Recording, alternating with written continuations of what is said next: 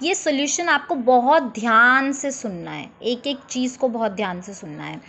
सबसे पहले तो हमें अबाउट पूछा है एस्टिमेट, क्योंकि हमें एग्जैक्ट नहीं पता। अभी जैसा हमने डिस्कस किया कि ऑब्वियसली अगर ये 1989 है और इसका ये बार एग्जैक्टली ना तो 200 है ना तो 100 है ना तो ये एग्जैक्टली सेंटर पे है कि मैं इसको 150 ले लूँ, क्योंकि 100 और 250 के बिल्कुल सेंटर पे 150 होगा, है ना, बिल्कुल हाफ जो है वो 150 होगा। वो तो सेंटर भी नहीं है एग्जैक्टली, ठीक है, थोड़ा सा सेंटर से ऊपर है। तो ऐसे केस में हम क्या करते हैं, क्योंकि हमें एग्जैक्टली वैल्यू तो पता नहीं है, तो हम क्या करते हैं, अगर मैं इसको जूम करके थोड़ा सा और बनाऊँ, सपोज़ करो ये है, ये आपका 100 है और ये आपका 200 है। सेंटर पे आपको पता है दो हाफ्स में डिवाइड होना मतलब 150 है ना, 100 से फिर 150, 150 से 200, ये 50-50 में 2 इक्वल पार्ट्स में डिवाइड हो गया। अब मैं क्या करूँ, क्योंकि ये तो एग्जैक्टली हाफ भी नहीं है, तो हम क्या करते हैं ऐसे केस में, हम ये 150 का भी थोड़ा सा और नीचे हाफ ले लेंगे और 150 से ऊपर, तो बेसिकली ये 100 यूनिट हो गई, है ना। आपको स्केल लिखा हुआ था यहाँ पे, स्केल वॉज 1 यूनिट, 1 यूनिट, ये पूरी 1 यूनिट होती है। आपके ग्राफ में बहुत डार्क डार्क लाइंस जो दिखती हैं और उसके बीच में बहुत छोटी छोटी पतली पतली लाइंस होती हैं, ठीक है। सो दैट इज़ 1, ये पूरी कंप्लीट 1 यूनिट है। और ये 1 यूनिट में कितने का गैप दिख रहा है, 100 का गैप दिख रहा है। सो I can say 1 unit is equals to 100 books. क्यों, क्योंकि हमें यहाँ पे बुक्स की इंफॉर्मेशन गिवन है। यहाँ 100, 200, 300 ये क्या रिप्रेजेंट कर रहे हैं, नंबर ऑफ बुक्स को रिप्रेजेंट कर रहे हैं, ठीक है। तो अब हम कैसे करेंगे, क्योंकि हमने इसको 4 इक्वल पार्ट्स में डिवाइड किया है, तो ऑब्वियसली 4 इक्वल पार्ट्स में हंड्रेड्स कैसे डिवाइड होते हैं, 125, 150 एंड 175। इसी तरीके से हर आप स्केल के अंदर उसको 4 इक्वल पार्ट्स में डिवाइड करके उसकी counting easily approximate counting find out कर सकते हो। तो जैसे सपोज करो ये है, ये हाफ से थोड़ा ज़्यादा है, तो मैं इसको अप्रॉक्सीमेटली हाफ मतलब 50, इससे और कम मतलब 25, तो 100, 125, 150 एंड 175। ये जब भी 4 इक्वल पार्ट्स में आप डिवाइड करते हो हंड्रेड्स के बीच में, ये ध्यान रखना हमेशा काउंटिंग ऐसे ही चलती है, कुछ अलग नहीं होगा, ऐसे ही होगा 25, 50, 75 हर जगह पे, ठीक है। तो क्योंकि ये थोड़ा सा ज़्यादा है हाफ से, तो I have written it as 175, क्योंकि ये तो 100 से तो ऊपर क्रॉस हो ही चुका है। अच्छा, एक और चीज़ हम क्या करते हैं, अपनी कन्वीनियंस के लिए डेटा को ना बार्स के ऊपर भी लिख देते हैं, इसकी काउंटिंग को, इसकी फ्रीक्वेंसी को यहाँ पे, सो दैट मुझे हमेशा पता चलता रहे कि ओके 1989 में 175 बुक्स को सेल किया गया। अब हम आते हैं 1990, अगर हम देखें तो ये वाला बार कहाँ तक जा रहा है, अगेन ये भी क्या है, हाफ भी नहीं है, हाफ से ज़्यादा है, तो फिर से क्या करेंगे, ये कितना होगा 25, यानी कि 400 क्रॉस हो चुका है। सो आई कैन से ये कौन सा नंबर होगा, 425। ये ध्यान रखना है, जो नंबर क्रॉस हो जाता है उतनी काउंटिंग तो होगी ही होगी, है ना। तो ये 425, 450 एंड ये जो लास्ट का नंबर है that is third, that is 475।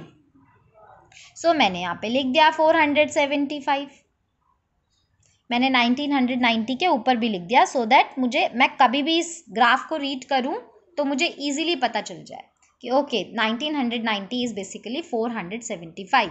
Similarly अगर मैं 1991 को देखूँ तो ये कहाँ पे है, अगेन हाफ से थोड़ा ज़्यादा और 300 कंप्लीट भी नहीं है, तो इसको भी मैं क्या कर सकती हूँ, 225, 250, 275।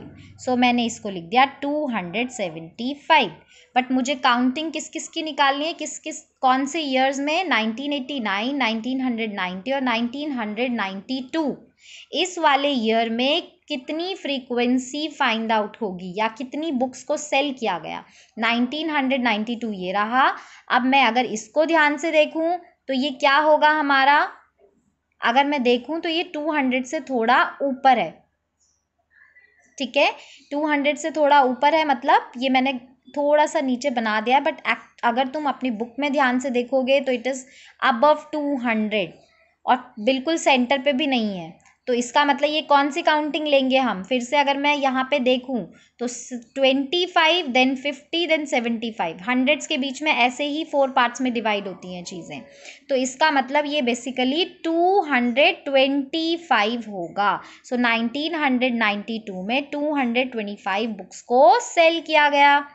एंड ऐसे ही आप 1993 का भी निकाल सकते हो। अगर आप यहाँ पे आगे ध्यान से इसको बढ़ाओगे, फिर से आप चेक करोगे कि ये हाफ से थोड़ा ज़्यादा है, तो हाफ से ज़्यादा और 500 क्रॉस है, तो 500, ये 525, 550 and 575, so it will become 575। ठीक है, तो अभी क्या है, ये हमारी काउंटिंग्स और फ्रीक्वेंसी इसको बोलते हैं, या फिर फ्रीक्वेंसी का मतलब कितनी बुक्स को सेल किया गया इतने ईयर्स में। मैंने ऊपर भी लिख दिया so that it will be easier for me, अभी ईजी हो जाएगा मेरे लिए। अब सेकेंड क्वेश्चन था हमें 475 बुक्स कौन से ईयर में सेल की गई। अभी मैंने लिख दिया तो मेरे लिए देखो कितना ईजी हो गया ना, बार को रीड करना। 475 बुक्स को 1990 में सेल किया गया, so I can write it as in 1990। Similarly अगर मैं 225 बुक्स को देखूं तो वो कौन से ईयर में सेल की गई थी? 1992 में बुक्स को सेल किया गया 225 बुक्स को। सो मैंने यहाँ लिख दिया इन 1992। अब क्वेश्चन आता है, ये लेस देन का साइन है, इसका मतलब फ्यूअर, जो वर्ड लिखा हुआ था ना फ्यूअर देन 250 बुक्स, 250 बुक्स से कम बुक्स कौन से ईयर में सेल की गई हैं? कौन कौन से ईयर में 250 से कम बुक्स सेल हुई हैं? 225 250 से छोटा है 1992 में, एंड सेकेंड 1989 में भी 225 से कम बुक्स को सेल किया गया था। बाकी हर ईयर में 250 से ज़्यादा बुक्स सेल हुई हैं। तो हम लिख देंगे इन years 1989 and 1992, so this will be our answer। तो अभी आपको क्या करना है ये मैंने एक्सप्लेन किया है। Now you will do by your own and इनको प्रॉपर स्टेटमेंट में अच्छे से लिखोगे। अब जो है हम बार ग्राफ बनाएंगे, we will draw the bar graph. उसके लिए आपको पहले चीज़ें समझनी पड़ेंगी। ये एग्जाम्पल नंबर 8 मैं कर रही हूँ आपके लिए, एंड आप बिल्कुल सिमिलरली क्वेश्चन नंबर 3 भी करोगे। ठीक है, क्वेश्चन क्या है? 200 students of 6th and 7th classes were asked to name their favorite color।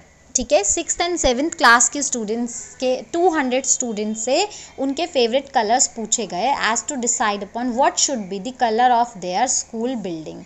मतलब जो सबसे ज़्यादा बच्चों को पसंद होगा, बेसिकली मोड होगा, हम वो वाला कलर स्कूल बिल्डिंग का बना देंगे। ठीक है, the results are shown in the following table. अब रिजल्ट जो है वो इस टेबल में लिखे गए हैं। तो अब जो है ये बार ग्राफ आपको बनाना है। क्वेश्चन है represent the given data on a bar graph. तो जब भी आपको ये बोला जाए इसका मतलब आपको बार ग्राफ बनाना है। अब हम बार ग्राफ बनाएंगे कैसे वो भी लेंगे। सेकेंड थिंग, यहाँ पे जो इम्पॉर्टेंट चीज़ हमारे लिए होती है जब हम बार ग्राफ बनाते हैं, that is what is the most preferred colour this and which is the least preferred. ये तो आप वैसे भी बता सकते हो टेबल देख के भी, और बार ग्राफ से भी बता पाओगे। मोस्ट प्रेफर्ड कलर मतलब जो सबसे ज़्यादा बच्चों को पसंद होगा, दैट इज़ ब्लू कलर, क्योंकि 55 सबसे ज़्यादा बच्चे हैं। एंड लीस्ट प्रेफर्ड मतलब जो सबसे कम बच्चों को पसंद था, दैट इज़ ग्रीन, 19 स्टूडेंट्स, सिर्फ 19 ही स्टूडेंट्स को पसंद था। So you can take it.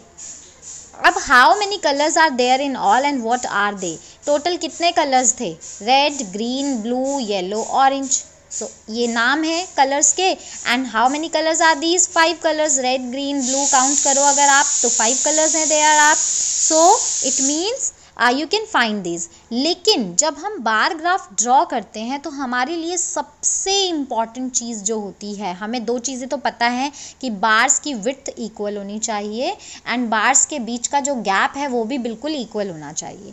लेकिन थर्ड थिंग जो बहुत इंपॉर्टेंट चीज़ है, दैट इज़ द स्केल। मैंने टेबल दोबारा से बना दी है।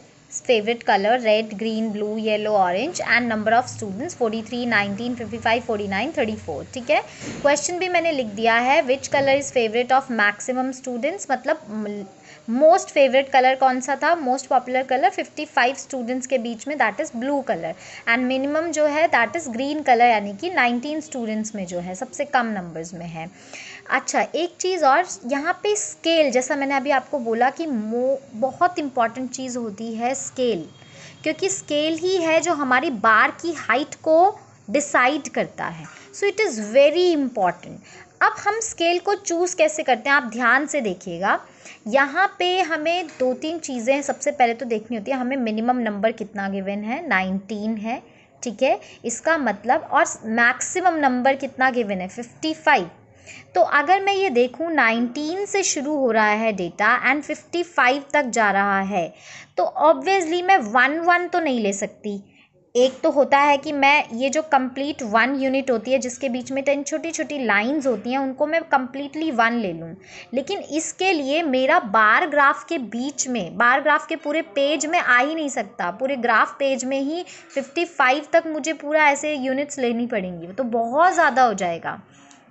दूसरा क्या तरीका हो सकता है कि मैं 1 यूनिट को, जैसे अभी हमने कुछ देर पहले उस क्वेश्चन में 10 यूनिट्स थी, 100 थी, हम इसको 5 भी ले सकते हैं, 0 देन 5 देन 10 देन 15, ये भी ले सकते हैं हम।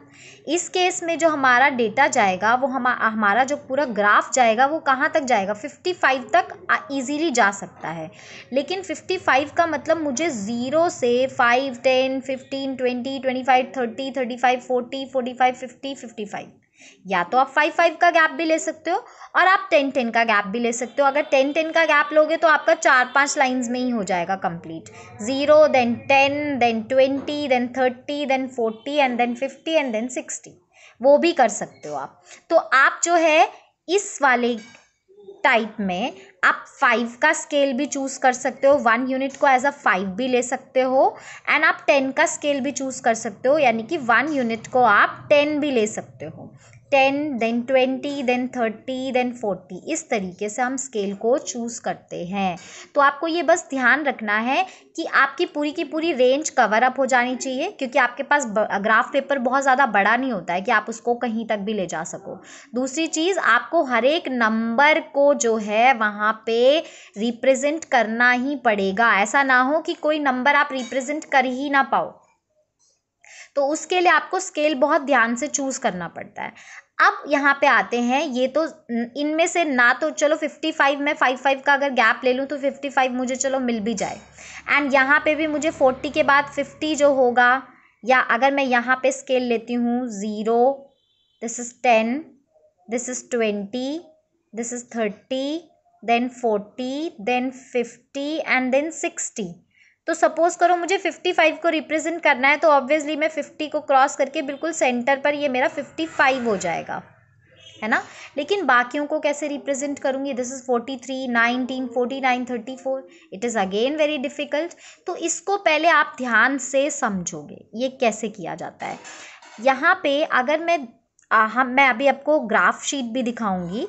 सबसे पहले तो ये सपोज़ करो ये पूरी 1 बॉक्स की यूनिट है, इसके अंदर बहुत छोटी छोटी 10 लाइंस होंगी, 1 2 3 4 5, 5th लाइन थोड़ी सी और मोटी होगी, एंड देन 6 7 8 9 एंड 10th ये खुद होगी। इस तरीके से 10 छोटी छोटी लाइंस होती हैं इनके बीच में। अब आपको नोट करना है ध्यान से, अगर ऑब्वियसली ये 0 है और ये 10 है, तो इसका मतलब ये लाइंस भी 10 ही है ना, गैप भी 10 है, लाइंस भी 10 है, इसका मतलब ये हर एक लाइन मेरी 1 को बता रही है। तो मेरी काउंटिंग चलेगी कैसे करके, 0 देन 1 देन 2 3 4 5 6 7 8 9 10, इस तरीके से हम ग्राफ की काउंटिंग करते हैं। सपोज करो अब मुझे 43 को रिप्रेजेंट करना है, तो जहाँ पे 40 होगा और 50 होगा, ये 40 है ये 50 है, तो 40 से 3 लाइंस ऊपर चली जाऊंगी मैं, 1 2 3, ये जो 3rd लाइन होगी ये मेरी 43 होगी। हर एक नंबर जो है इंडिविजुअली आपका रिप्रेजेंट हो जाएगा।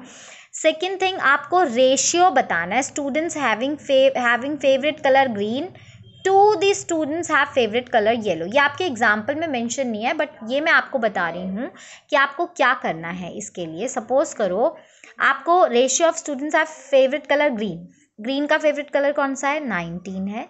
सो मैंने यहाँ पे लिखा 19 एंड टू का मतलब होता है कि जो पहले लिखा है आप उसको पहले लिखोगे। And students have favourite colour yellow, yellow favourite colour कितने स्टूडेंट्स का है, 49 स्टूडेंट्स का, तो मैंने यहाँ पे 49 लिख दिया। This is how we find the ratio. Ratio इस तरीके से फाइंड करते हैं। फिर अगर आपको इन दोनों नंबर्स के बीच में कुछ कॉमन फैक्टर नज़र आ रहा है, यू कैन कट, अदरवाइज ये फाइनली जो है रेशियो 19:49 बन जाएगा। This will be the answer of ratio. Ratio का ये आंसर होगा। इसको आपको प्रॉपर स्टेटमेंट में लिख